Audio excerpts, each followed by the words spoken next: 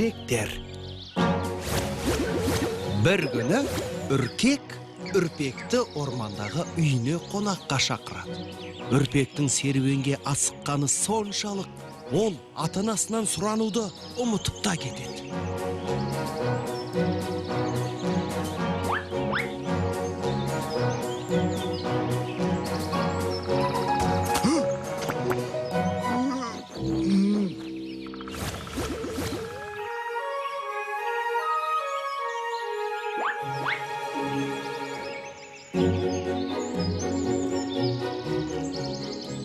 Үркек, үйің қандай әдемі.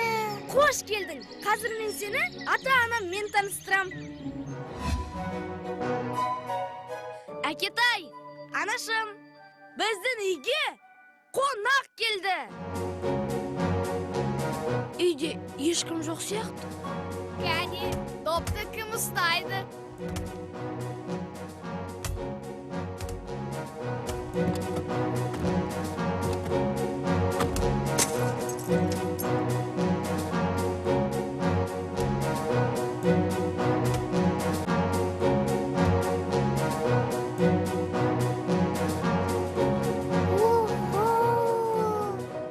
Ой, анашымнан ұят болды.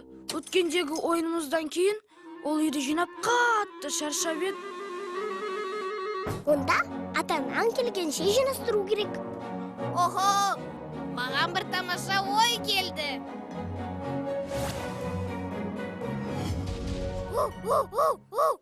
Мінеки, шаң сорғыш.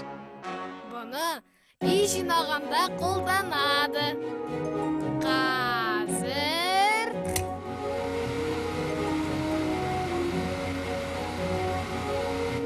Охо! Бұл зымыран ғой.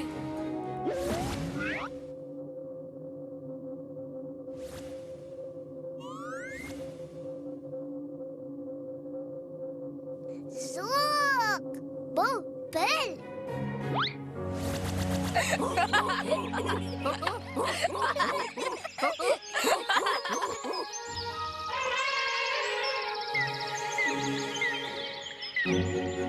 Енді бұл біздің су астымен жүзетін кемеміз болсын.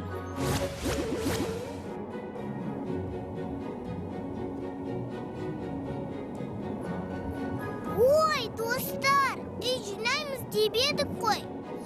Иә, бірақ мына үйді тек шаң сорғышпен ғана жинай алмаймыз. Үйді бәріміз бірге жинайық.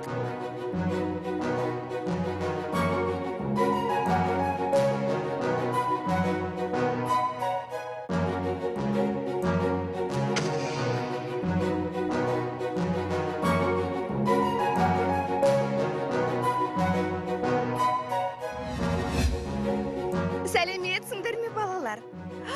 Мәне тамаша. Үйдің іші тап-таза қалпында. Ойыншықтарды да шашпапсыңдар. Иә, байқаймын, ойындарың өте қызықты болған сияқты ғой. Иә, добымыз абайсызда ыдысқа тиіп сындырып алдық. Бұл менің күнәм. Кешіріңіз. Үйде доп ойнағандарың дұрыс болмады. Бұл сауыт маған өте ұнайтын еді. Бірақ күнәларыңды біліп, мойындағандарың және үйді жинағандарың маған өте ұнады, балалар. Үркек тағы бір қателік жіберді. Мына әдемі көжекті бізбен неге таныстырмайсың? Ой, кешіріңіз. Шынымен де ұмытып кетіппін ғой. Танысып қойыңыздар. Бұл менің жаңа досым. Аты Үрпек. Ол көрші алаңқайда тұрады. Танысқаныма қуаныштымын. Біз де қуаныштымыз. Орманға баратының туралы ата-анаңа ескерткен шығарсың. Үрпек? Олар уайымдамай тұрғанда үйге қайтайын. Сау болыңыздар.